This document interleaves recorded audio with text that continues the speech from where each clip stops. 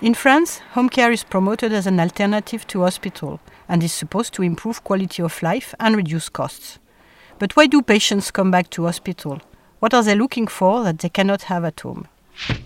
Hospital is the place for medical care and is not supposed to accept people without medical needs. Appropriate conditions can be created at home to proceed medical care like chemotherapy, blood transfusion, and so on. Physicians and independent nurses can ensure medical care and pain treatment at home.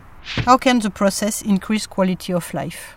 On va dire que dans pratiquement 70% des cas, c'est pour un problème de douleur physique et de prise en charge de la douleur parce que le patient s'est déséquilibré malgré un traitement qui a été mis en place par le médecin traitant, etc. Donc la douleur, ça peut être des complications liées au traitement de chimiothérapie. Bon, la plus classique, évidemment, c'est l'aplasie fébrile, qui est une véritable urgence et qui là, vraiment justifie une hospitalisation, en tout cas la plupart du temps.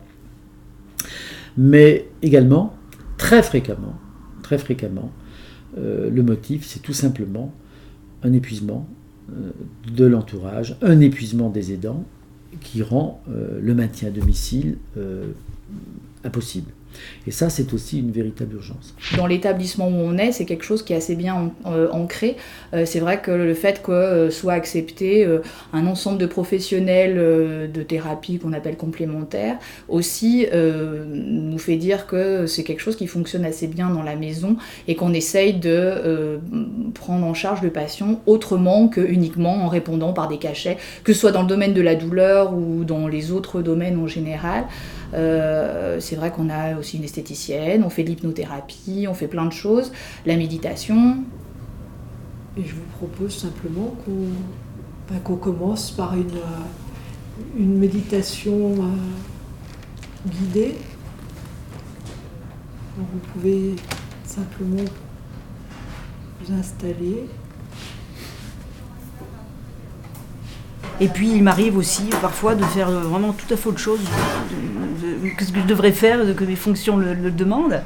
Il m'est arrivé d'aller déménager des gens, par exemple, parce qu'ils étaient tout seuls, d'aller leur acheter des vêtements, des choses comme ça, quoi. Enfin, vraiment, c'est toute la dimension humaine qui, pour moi, prime sur le technique, entre guillemets, que j'allais dire. Ça peut être effectivement une indication de le prendre peut-être sur une journée en hôpital de jour pour l'avoir sous la main, pouvoir l'évaluer correctement et réadapter, réajuster son traitement et en particulier les constantes de la PCA. Le problème, c'est que qu'est-ce qui justifiera ton hôpital de jour, à part toi ? Prise en charge de la douleur. Oui, mais on va pas mettre de PCA, on va rien faire d'autre que de l'évaluer. Si t'as pas deux autres intervenants, ils passent pas sur une hospice de jour. Pour les personnes elles-mêmes, j'allais dire que ça représente souvent une très grande inquiétude. Parce qu'on a quand même pas mal de personnes un peu isolées qui ont perdu leur conjoint. Leurs enfants ne sont pas toujours disponibles pour les aider au quotidien. Donc ça représente aussi, il faut essayer de les rassurer, quoi.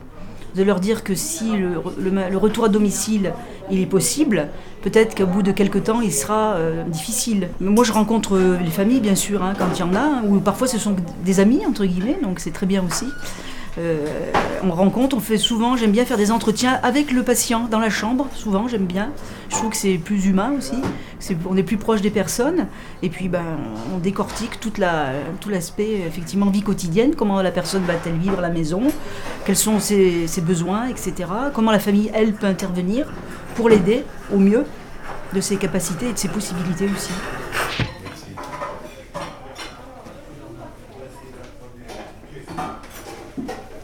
Au 221, Madame M, c'est une patiente de 80 ans qui est pour une prise en charge palliative. C'est une patiente qui a des antécédents de cancer du sein. C'est une patiente qui est métastatique et pour laquelle la prise en charge spécifique a été interrompue et on est dans une prise en charge plutôt de soins de confort. Souvent, le patient finalement accepte plus rapidement cette décision d'arrêt que l'oncologue qui est dans le choix, qui a le choix des traitements, et puis également que l'entourage. Ce temps patient, ce temps de l'entourage et le temps des soignants est très très différent. Et le but de la prise en charge, c'est la patience pour qu'on arrive à finalement à ce que la chronologie, elle s'adapte de plus en plus.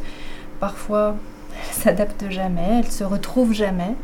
Et puis, parfois elle se retrouve très tardivement, quasiment au moment de la mort. Mais l'essentiel, c'est qu'elle arrive à se retrouver à un moment donné pour qu'il y ait un apaisement. Non-medical dimension of care does not only complement medical care. When the time is came to stock specific treatment, it allows reducing cost by giving an appropriate response to patient needs.